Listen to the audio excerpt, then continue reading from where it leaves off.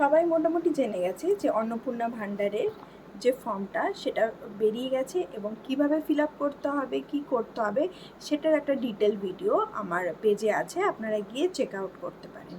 আজকে আমার টপিক হলো যে বাড়িতে হাজব্যান্ড কিংবা দাদা কিংবা বাবা কিংবা মা চাকরি করেন, সেই বাড়ির যে মেয়েটি আছে সেই বাড়ির মেয়েটি কি অন্নপূর্ণা ভাণ্ডার পাবে, অথবা যার স্বামী পেনশন পান কিংবা মহিলা স্বামীর অবর্তমানে মহিলা পেনশন পান, ওই বাড়ির যে মহিলা উনি যদি পেনশন পান তাহলে কি তিনি অন্নপূর্ণা ভাণ্ডারের জন্য এলিজিবল হবেন পাওয়ার জন্য?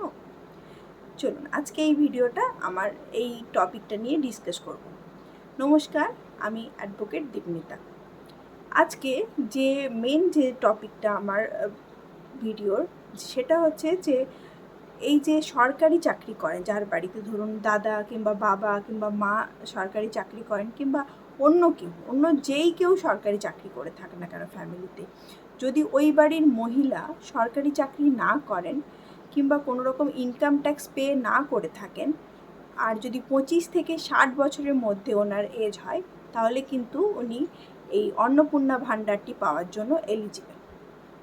তাহলে পুরো ক্লিয়ারলি আমি বলে দিচ্ছি যে মহিলা, আপনার বাড়ির যে মহিলা আছে উনি যদি কোনো রকম কোনো ইনকাম না করে থাকেন কিংবা ইনকাম ট্যাক্স দেওয়ার মতো কোনো রকম কিছু ইনকাম করেন না, তাহলে কিন্তু উনি অবশ্যই অন্নপূর্ণা ভাণ্ডার পাবেন এবং আপনি অবশ্যই ওনার জন্য ফর্মটা ফিল আপ করবেন।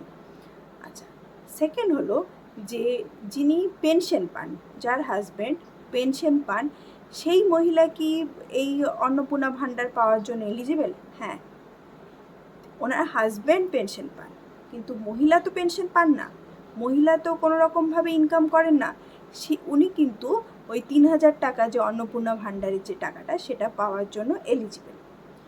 এইবারে প্রশ্ন হলো যে ধরুন ওই মহিলার হাজব্যান্ড মারা গেছেন, হাজব্যান্ডের নামে পেনশনটা মহিলার নামে ডিরেক্টলি সরকার থেকে উনি পান, সেই জায়গাতে কিন্তু মহিলা আর কোনো অন্নপূর্ণা ভাণ্ডার পাবেন না, যেহেতু উনি সরকার থেকে একটা পেনশন পাচ্ছেন, টাকা পাচ্ছেন সরকার থেকে ডিরেক্টলি, সেই জন্য উনি কিন্তু কোনো রকম পেনশন পাবেন না।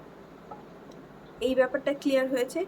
এটা হচ্ছে খুবই সূক্ষ্ম একটা জিনিস, যে অনেকেই ভাবছেন যে আমার বাড়িতে তো আমার বাবা সার্ভিস করে কিংবা আমার হাজব্যান্ড সার্ভিস করে, গভর্নমেন্ট সার্ভিস করে, তাহলে কি আমি অন্নপূর্ণা ভাণ্ডার পেতে পারি? অবশ্যই পেতে পারেন। অবশ্যই আপনি অ্যাপ্লাই করবেন অন্নপূর্ণা ভাণ্ডারের জন্য এবং আপনি সেই অন্নপূর্ণা ভাণ্ডারটা পাবেন, কারণ আপনি কোনো রকমভাবে ইনকাম করেন না কিংবা আপনি এমন কোনো ইনকাম করেন যেটা ট্যাক্সেবল নয়, আপনি ট্যাক্স দেন না, তাহলে কিন্তু আপনি এই অন্নপূর্ণা ভাণ্ডারের টাকা পাওয়ার জন্য এলিজিবল। আশা করি বোঝাতে পেরেছি। ভিডিওটি ভালো লাগলে একটি লাইক করবেন এবং চ্যানেলটাকে সাবস্ক্রাইব করবেন, আর এই ধরনের আরও ভিডিও আমার চ্যানেলে আমি আপলোড করে দেবো। নমস্কার।